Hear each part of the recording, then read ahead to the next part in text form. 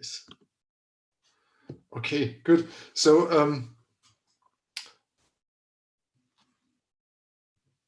yes, so f was the f was the empirical loss function depending on the parameters of our of the feed-forward neural network, the weights, training such feed-forward neural networks is just gradient descent methods, nothing else than gradient descent methods on the weights. And here are the formula of how to update the weights. There was, I mean, it's actually straightforward.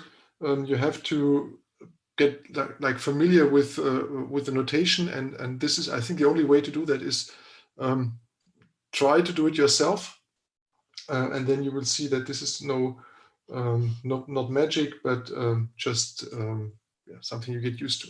But I think everyone should have done that one time, this training, and so this is why I would like to give you this kind of homework. I mean, of course, it's voluntary, like everything that you do here is voluntarily. So try to do that and try to compute the gradient for a simple feed-forward neural network, where I say, well, two hidden layers should be enough. Use the rectified linear unit as an activation function, or as activation functions in between. And as a loss function, you might want to take here just the squared norm that measures the input versus the output. And then, well, let's go ahead and do that. I will not do that for you. I cannot do that for you. I think the only way to get familiar with that is take, I don't know, half an hour. It should not take much longer, and really go through it. Okay, good. So that was on the general setting, how to train these feed-forward neural networks, and we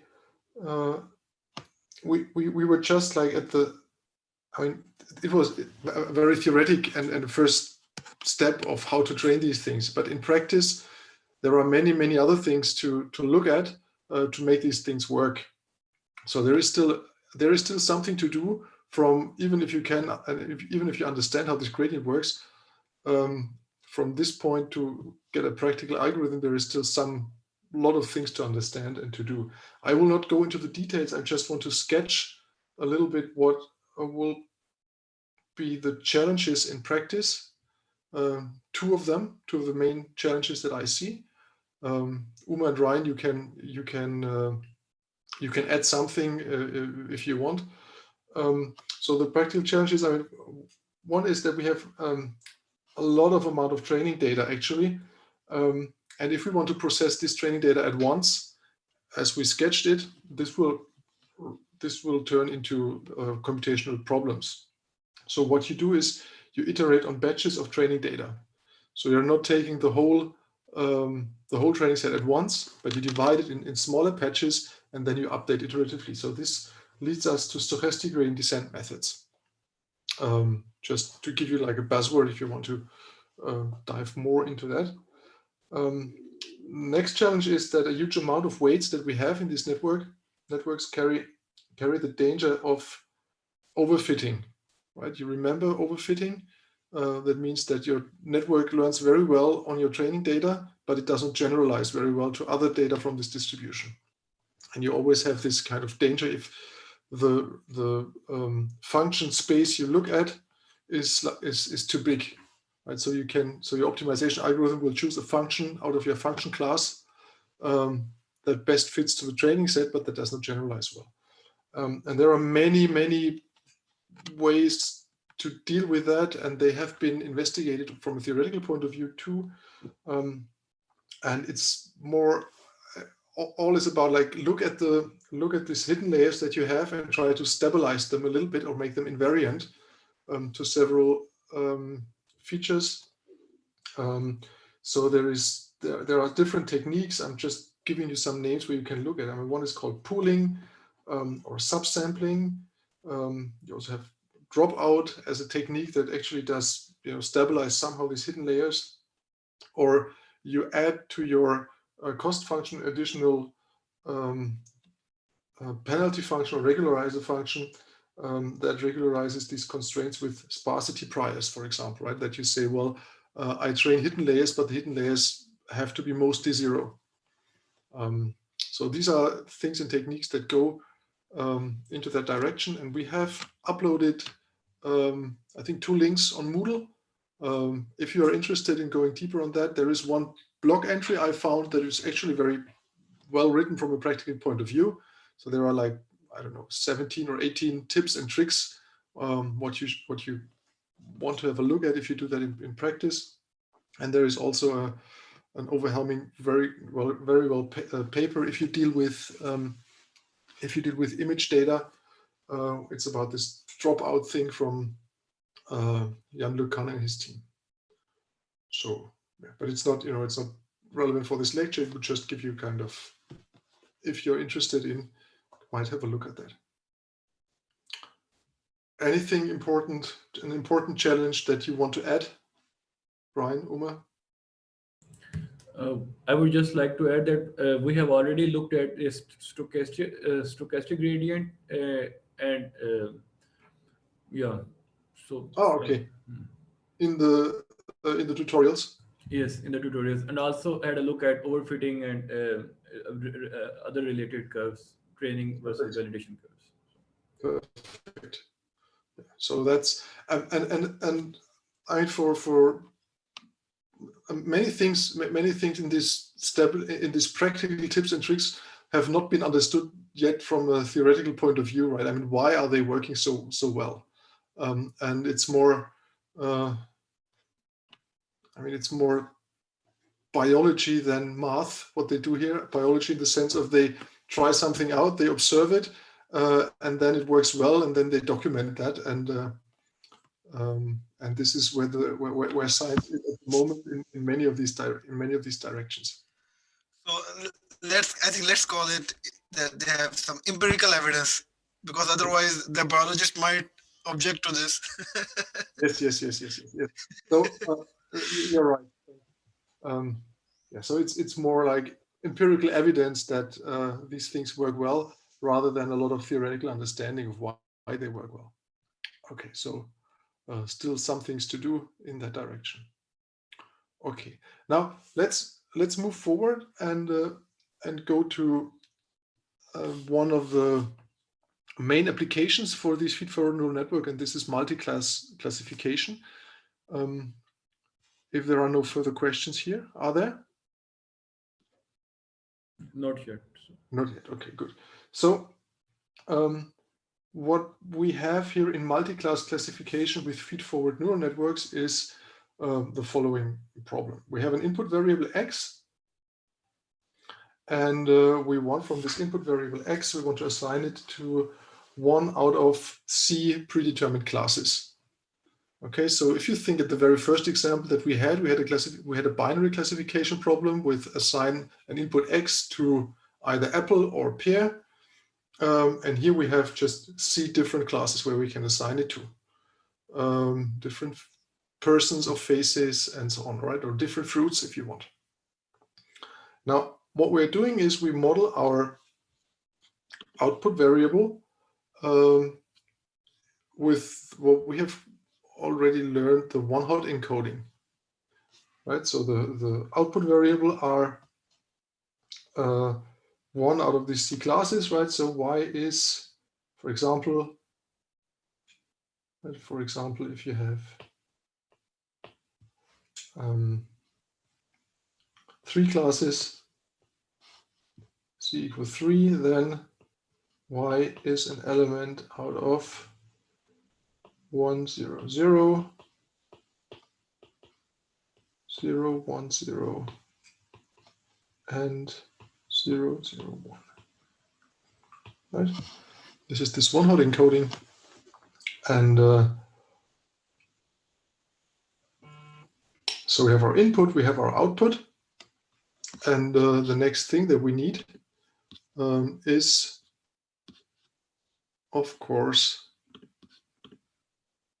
a suitable loss function, right? So we need a suitable loss function. If you have any ideas, go ahead, right? We have a loss function L that here has this x and y, and we want to measure somehow, right, measure the output h of the feed-forward neural network, or not measure, but compare, that's perhaps better. Compare the output h of the feed-forward neural network with the realizations of y.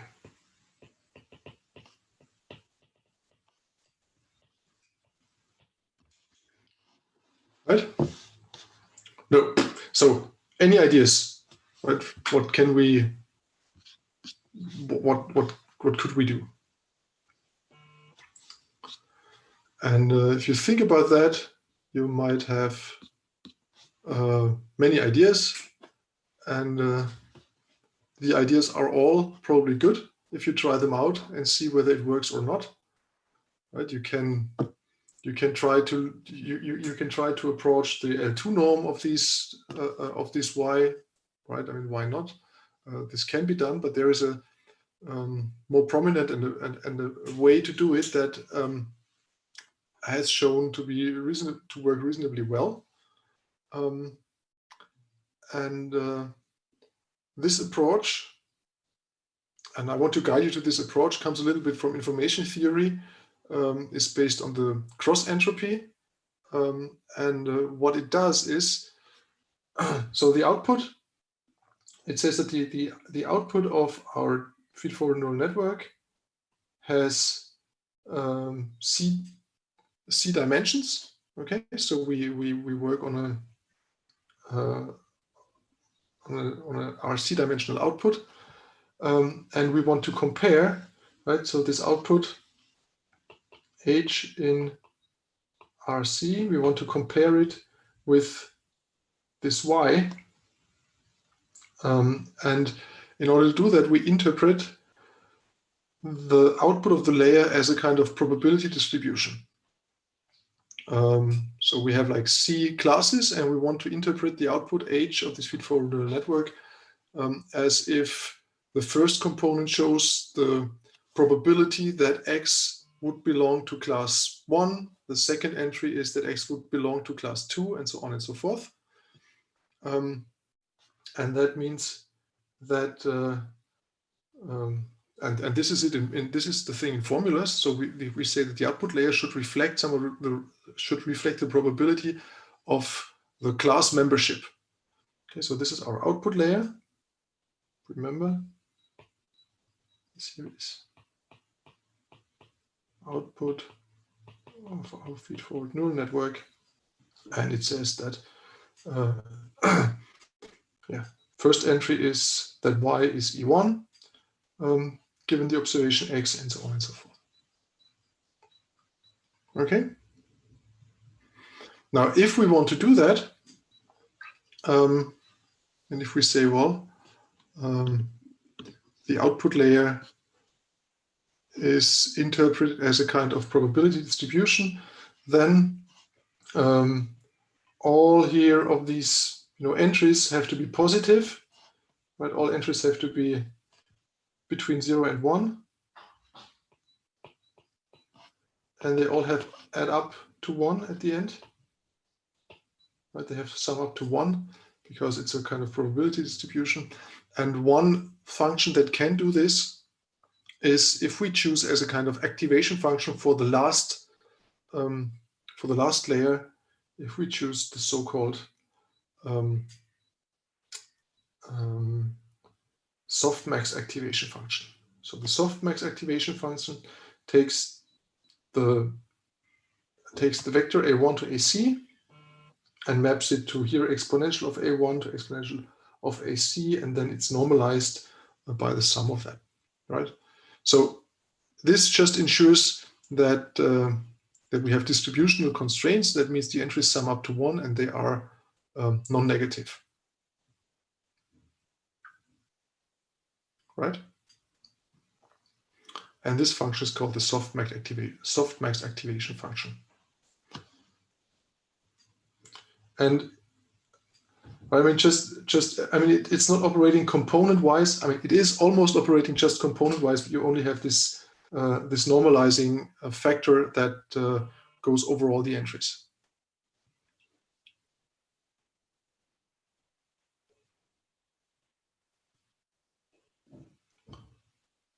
Okay, good. So with this network architecture, right? I mean, we have now. I mean, the layers beforehand can be are free to choose out of our function class. Only the last layer, or only the activation function for the last layer needs to be the software activation function in order to allow us to interpret that as a probability distribution.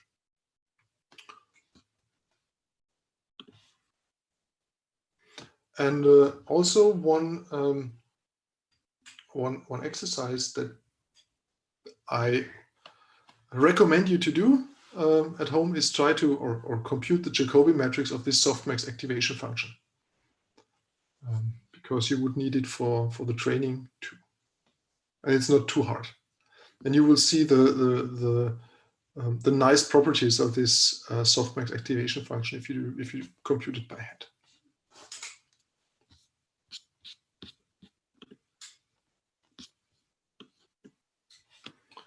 But I will not do it for you because it doesn't help you, right? Okay, good. Then let's see how we can, right? I mean, we have now this output or this output or final layer H, and we have here the Y, and we have to compare this H and the Y. And as I told you, this comes from the motivation here comes from information theory, and information theory allows us to compare. So if this H here is a distribution, let's draw it. Okay, so this here is the probability for class 1, this is the probability for class 2, this here is the probability for class 3, and for class 4, and so on. And if Y is another, let's say, arbitrary probability distribution, in our case it's deterministic, but let's keep it more general. For example, this one, and this one, and this one, and this one. Right? Can you? So this is kind of the probability distribution, and the size here of these bars is the how likely it is to lie in these different classes. Okay, we want to compare both of them, and in order to do this, try to follow here the. Let's try to look at the following example. So assume that that we are transmitting a text. Okay, so I mean, forget about classes for the moment. Assume that we are transmitting a text, because that makes it perhaps more graspable what's happening there, and that means we have a sender and we have a receiver, right? Sender and receiver, and there we go. So sender and a receiver, and we want to transmit a text, and the text consists of different words. Let's say a dictionary, and the words that we have, they will play the role of the classes. But you can also talk about events, or if you read that, you talk about events. But it's more graspable at the first glance, at least for me, if you think about words and texts. Okay, so you want to transmit that text, and you want and let PC be the probability that the word C occurs. Okay. Now, if you want to encode this text in a energy efficient way, let's say, you would assign a small amount of number of bits to events that occur more often, right? That are more likely to occur. right? Because this is what you have to transmit more often in a higher frequency. And so you want to assign these words a smaller amount of bits, okay, and vice versa. So the higher the probability is, right, the more often this word is coming in the transmission, and the less number of bits is chosen to encode the word, right? And you want to, because you want to minimize the number of bits in your transmission.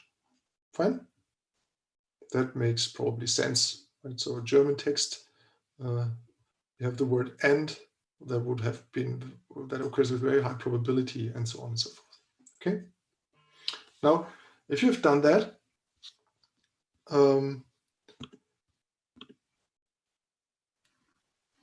you can define what information actually is, and the definition here is, and I try to keep it, you know, vague. I don't want to give a lecture into information theory, but you should at least have an idea where these things come from. And if you think about these words, you can define information here, information as the number of bits that is required to encode a certain word here in that context. And low information in that sense is given for words that come with high probability. And high information in that sense is for words that arrive with a low probability. This is sometimes also called surprising words. So if you think about and information is higher if you are surprised, that makes perfectly sense, and it's also very intuitive. Okay. Now we want to, if you want to model the surprise of a word or the high information of a word, this is done, as we said, with it depends also on the probability with which this word occurs, and we can formally model this surprise by taking the negative logarithm of the likelihood that this word occurs, right? Umer, Ryan, does it make sense so far what I'm saying? Yes, yes. Okay, okay. Right, you interrupt me, right? If I'm saying something. Good. So this is the surprise of a given word, and if you have that, you can talk about, let's say, you can talk about the entropy of a certain distribution, right? And the entropy can now be defined. The entropy of a certain probability distribution, P1 to PC, we stick to the final part here because it's easier, is something like the expected surprise, to talk about that. Right, so the average surprise that you get if you are the receiver and look at the words coming in. Okay, and then this is here the expectation value of that, and you have, well, a very high entropy. So I mean you have a low entropy if in 99.9% of the cases the word is the same. It's like blah blah blah blah blah blah blah blah blah blah blah blah blah ping blah blah blah blah blah. I mean, although this ping is surprising, you still have this tiring blah blah blah right around this ping, and that gives you a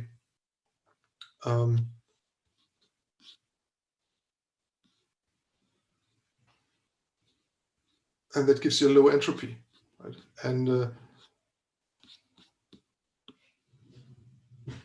if all words are occurring with the same probability, so if you have C different words and they all occur with the same probability, you have the highest entropy, because then you're always surprised because you have no idea what word is coming next,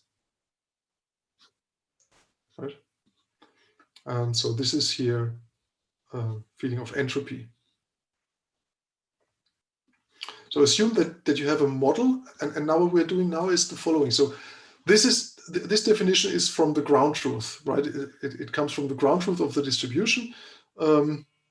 For you know all the texts that you want to transmit, and you can really compute this probability distribution.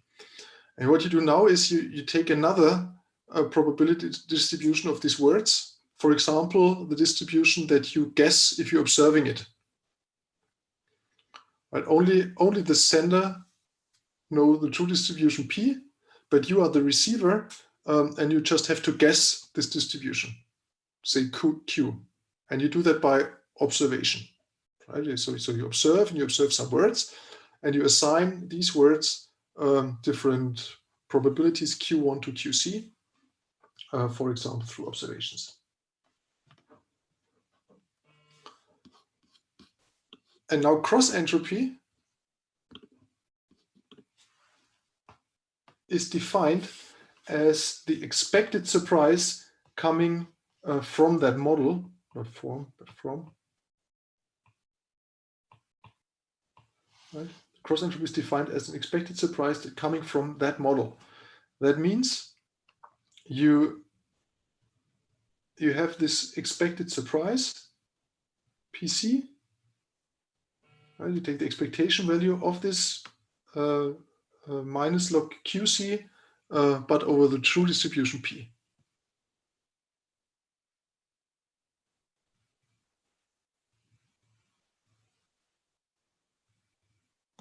Right? Yeah, we are following. You're following. Yeah. I mean, this is really you're in that situation. You're really missing the eye contact. Right? Yes. Yeah. So, Yeah. Okay, good. And what you can show now is that the better the model is, so the closer your observations Q correspond to the true distribution P, then the closer is the cross entropy to the entropy value. Right? This is clear because I mean it comes to the definition, and cross entropy can serve as a measure for comparing two probability distributions. Right? It can compare the distribution P and the distribution Q, and it serves in that sense as our loss function. And what I would like to do with you after the break is going shortly through that proof, because I find it quite tricky and easy. We have to show that the cross entropy is minimal if and only if the two probability distributions P and Q coincide. Right? If that would not be the case, it would not serve as a measure. Sorry? so if you just go back to the previous slide, I mean, I would just like to add for the students. I mean, we can think of if we roll a dice, we know that the probability for a fair dice would be, or the probability by 6 for each face, right? But the Q is the thing which we actually measure. We roll it 10 times, we roll it 100 times, we roll it 1,000 times, and then we measure. That would be the Q. Because I see no question. Maybe it was too clear for everybody, but I'm putting it out there. Right. Let's have. I mean, we have these 30 minutes, and we promised to have regular breaks. So there's one question I see. Just what are P and Q and again? Yeah. So let's collect some questions in the next 5 minutes, and all the others can have a break, and then we are back at 10:20 and continue. Okay. Okay. See you later.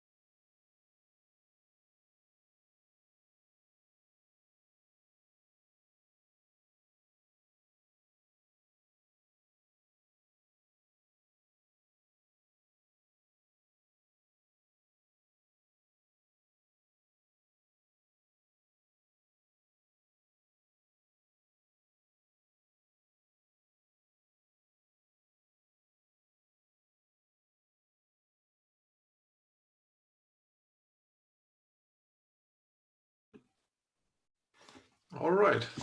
Are we back? Are we all back? So there's one question I see. What were P and Q again? I think there's only one question. Only one question. So I mean Q. I mean it's two different distributions. The P is one distribution, the Q is the other distribution, and you can compare both of them. And the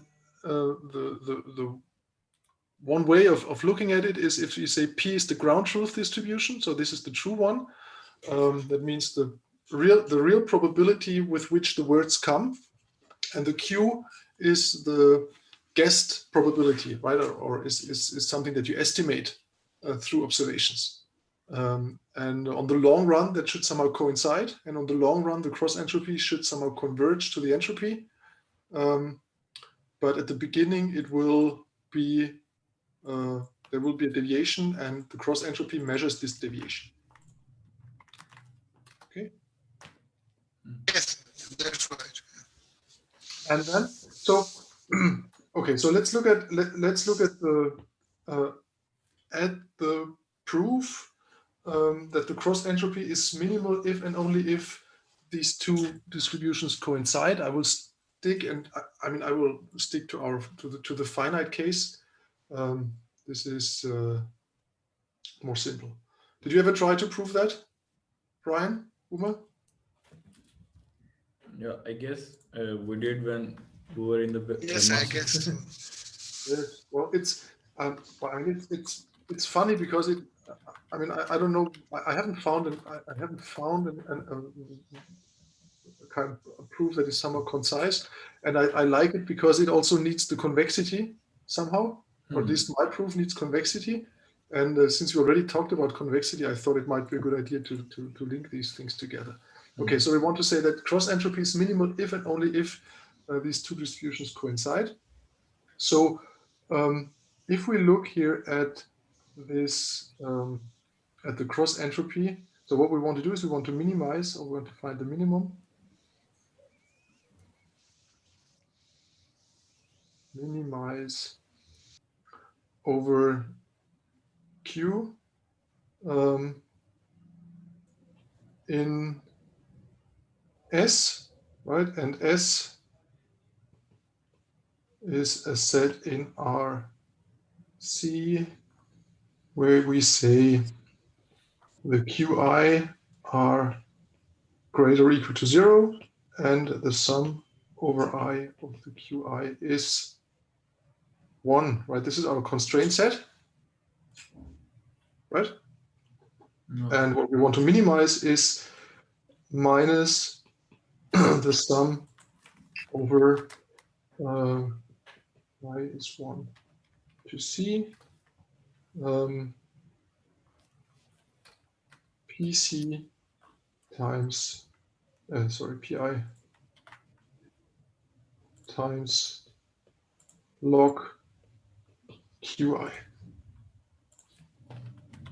Okay, that's our problem. And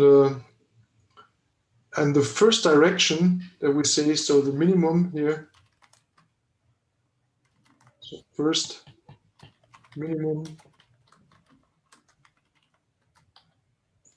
is non-negative. Right, we all see that QI and PI are numbers between 0 and 1. The logarithm of numbers between 0 and 1 is not positive. PI is non-negative. So this is with a minus sign. So this is clear that the minimum is, and all values that we have are non-negative. So also the minimum is non-negative, right? This is something you observe.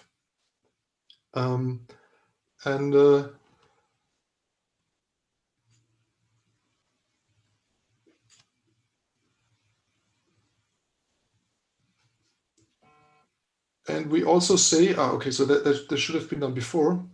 So this here is, it's equivalent. It's equivalent. It's equivalent if we say this is here. We want to minimize that, but we can add a constant on Q. And this constant that we add is this guy here, I is 1 to C. pi log pi. We add a positive constant here. Okay. And it stays equivalent because the minimizing over q is the same as minimizing over the other guy. And it still remains true that the minimum is non-negative because this here is greater or equal to 0. The same way than this here is greater or equal to 0. Okay, but if we look at it, if we say that second, we can somehow bring these things together. I just want to see pi log qi minus some e.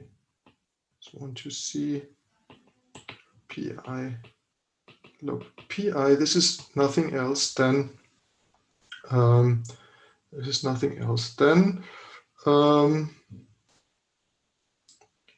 minus sum over I want to see pi logarithm of qi divided by pi, right?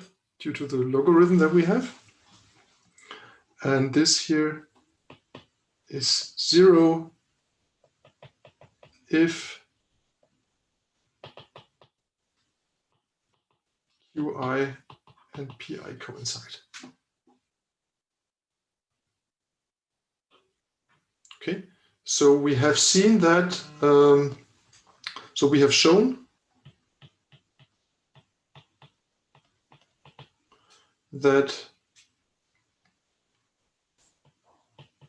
if P is the same than Q, then the cross entropy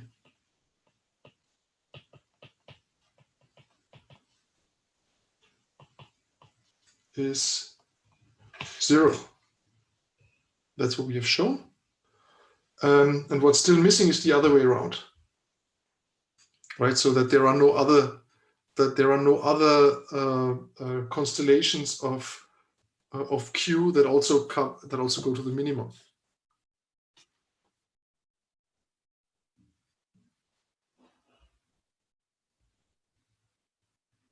Right? And so the other direction here, it remains to show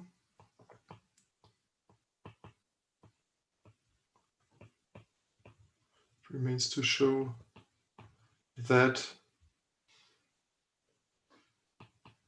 P equals Q is the only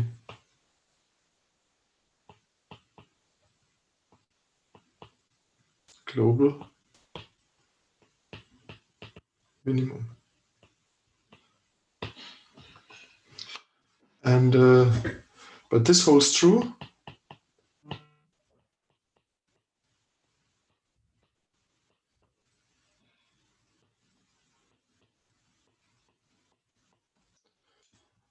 because this function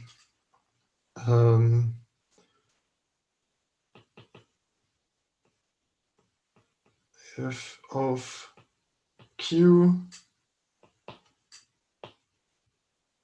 our function that we want to minimize, to see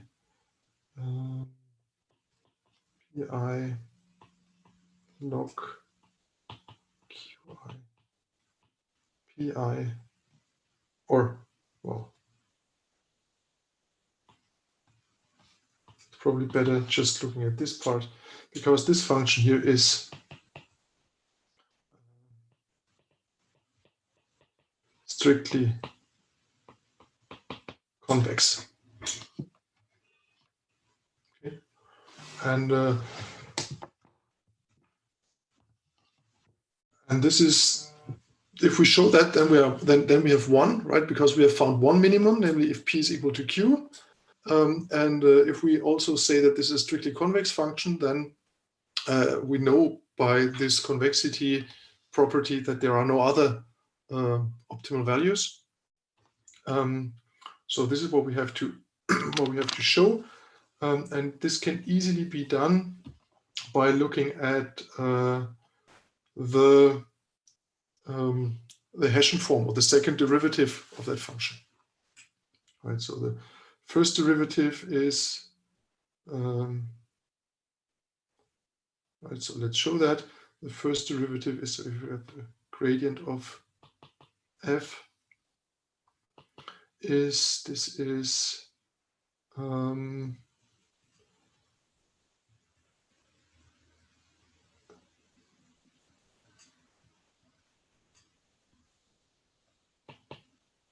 minus P1 Q1, right? Is that correct? Minus PC QC, Yeah. right? Yeah. And then the Hessian form, or the second derivative,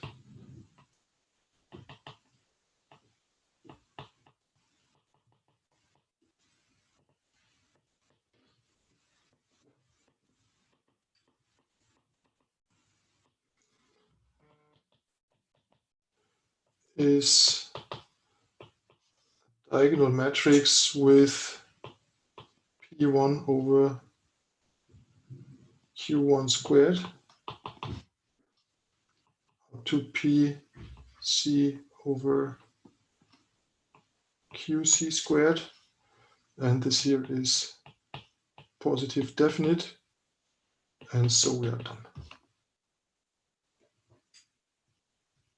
Right? Yeah. So convex function, it's also defined on a convex set.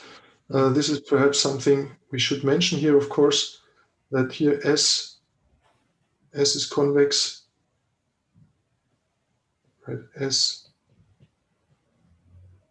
is convex. We also, I mean, we know that convex functions are only defined over convex sets, and so yeah, so we are here. I mean, this was a very short journey to information theory, which was just a glance, right? I mean, if you want to read further and have a deeper look into that, it's really worth it, but also not part of this lecture. Mm. But cross entropy, so are there questions to that so far? Okay, so okay. Cross entropy serves a lot in machine learning as a loss function, because you very often have distributions that you want to compare. So it's worth to have a look at that. And this motivates our loss function here in that way, that we say, okay, we have our output y, right? Output y as a kind of interpreted as a deterministic distribution, and we have here the last layer of our network that wants to imitate the output y, and we measure both here with this cross entropy. We say, okay, so the YC, this is somehow the true, right? This is the true distribution, and the log HC is somehow the observed or trained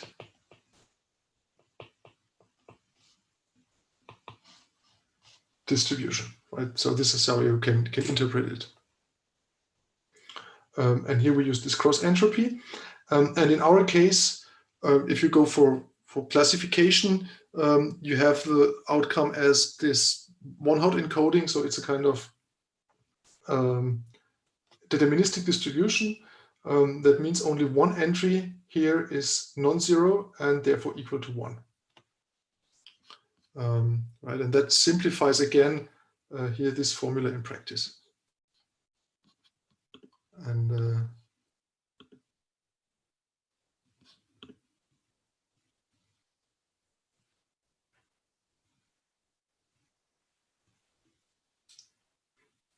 right. Right, so only one of these YC is as I said, is 1 and not equal to 0. So how does that look like here for us in practice? How does it simplify? Given, if we now have given the training data, given the training data, I mean, how does it look like? So we have training data in the form X. So Martin, we have a question. The question. We have a question. Okay. On the last slide. On the last slide. Let's go back. Can we put y in the log h outside?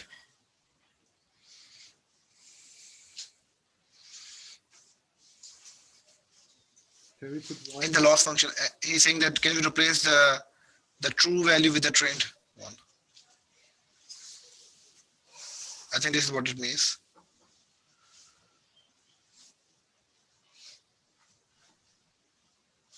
Can we put y in the log h outside? Hello? Switch the positions. I think he wants to swap that ground truth with the training. Well, it doesn't make too much sense, right? Because you have your training data gives you the ground truth, and the way how cross entropy is motivated is it's not a symmetric measure, right? If it would have been symmetric, then you could replace it, but it's not symmetric, and you have your ground truth data, which comes from the which comes from the training. Yeah. So the answer is, I mean, you can do a lot of things, but you will not end up with the same training method, and it's not motivated by our approach. Right? I mean, questions: can we put y in the log and h outside?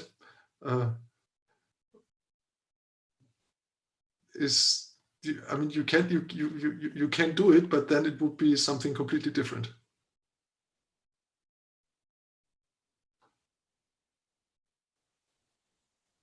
Right?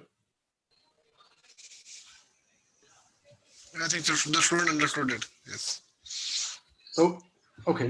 So if we have now given training data, so x1 and the class, C1, or or y1, right? This, and we have x2 and y2, right? And our xn and yn. Then, I mean, this y1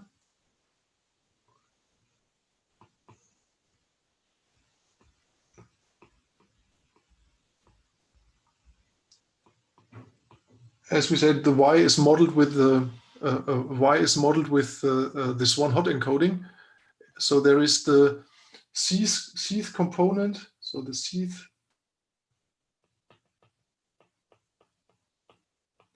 component is the only non-zero component.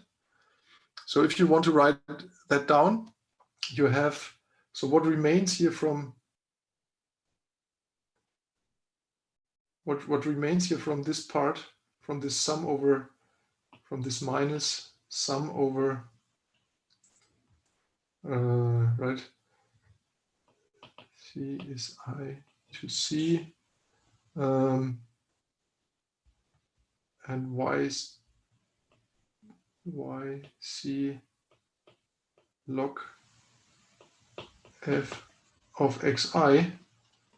Right, the only guy that remains is the Cth entry of the output layer, because anything else is 0. Right? I mean, so this is just the simplification of it. Right? So I mean, this is y1 log f xi1.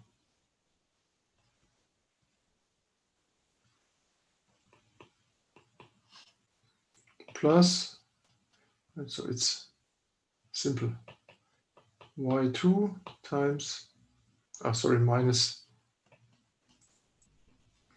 y2 times log f xi2 minus, and so on. Right, but they are almost all 0 except 1. and this is the one that remains here. And it depends, of course, on the class, on the training data,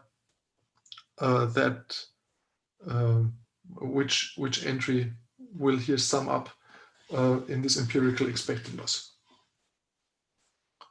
Okay, right. So it all falls down because most of the entries are 0 except 1. Right. So there is a question. Should it be C in the exponent of xi? So one thing is not exponent, it's superscript. So It's a superscript because it's the yeah. right. I mean the f of xi. This f of xi is actually, I mean, this here is a vector because it's the output of our network, right? And it has C components, and the C is the Cth components of this. I guess he's referring to the equation that we wrote below. Yes, I think the one in which you write superscript I. Yeah. Martin, in the equation you wrote Okay. in the red pen. Of course, if I point on this equation here, my desk, you cannot see it. So you know y log f of x I. You have written it. Y of I and then log f of x of I. Yes. This one. Yeah. Yes, yes. I think when you are expanding it, so he's thinking that it's the same summation, you know. But I think there is a confusion. You are expanding the above equation. You are telling that there are components for each class, right? And he's confusing this summation with the overall summation of over n.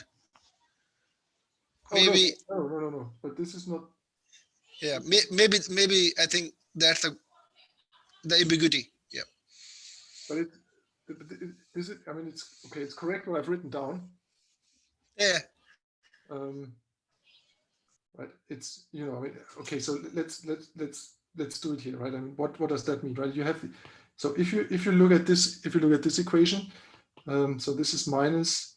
I write it again. From C is 1 to big C. Does not help if I write it. It's better to take this I. I is 1 to C.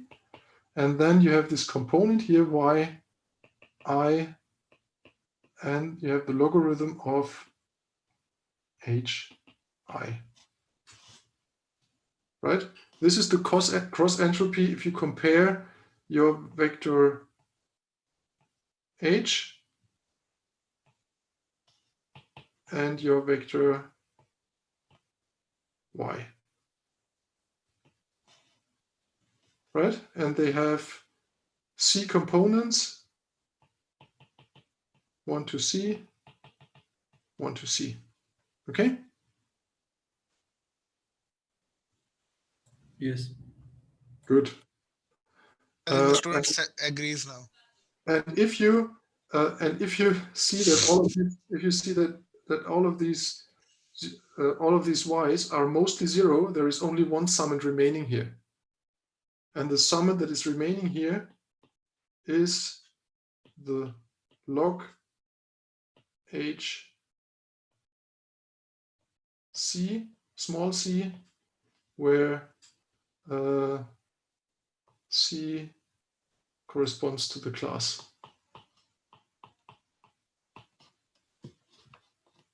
Right? Yeah. The true class. The true class, yes.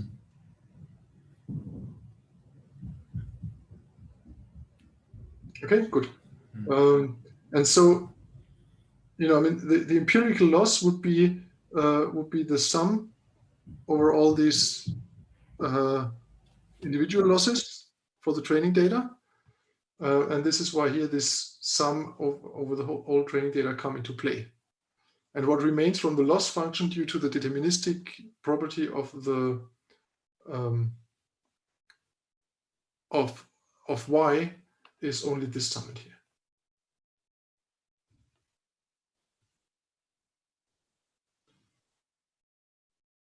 Okay.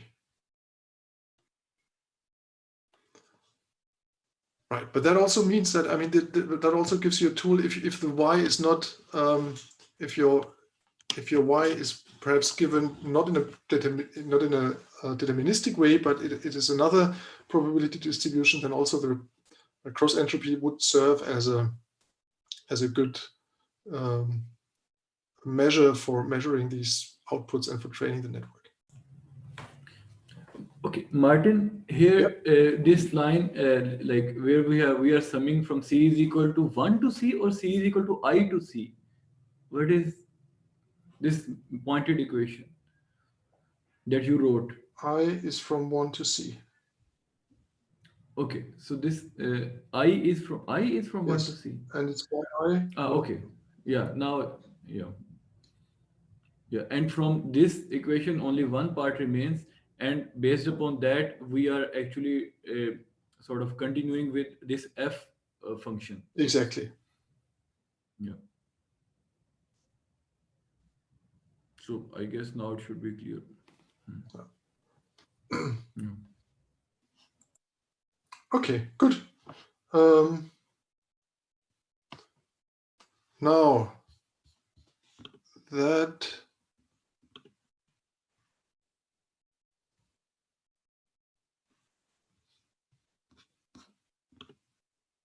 so and now all that remains to do is we have this empirically expected loss, how it looks like.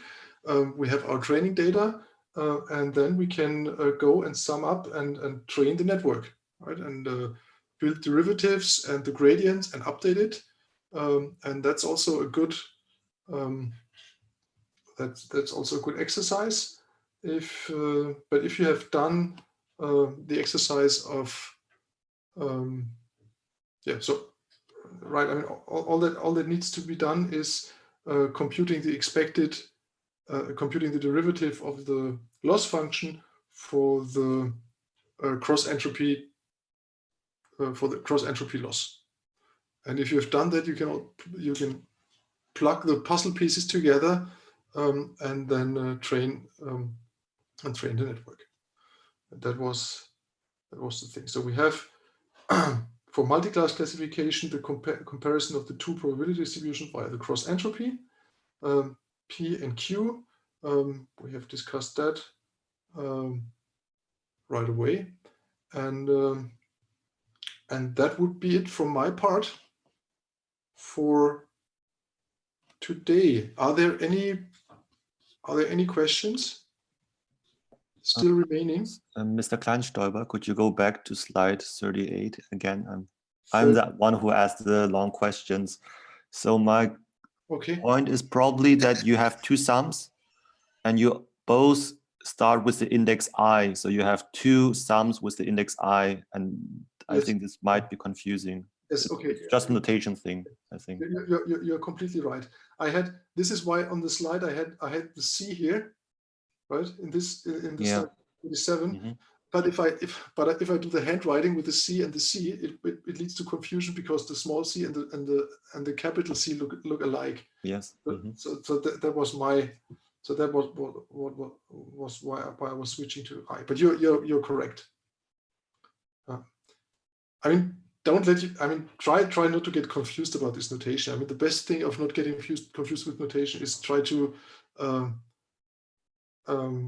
write it down yourself and then see what's happening. So if we stick to the best way of looking at it is, I think, as we done here, right? I mean, from this sum, there is only one summand that remains.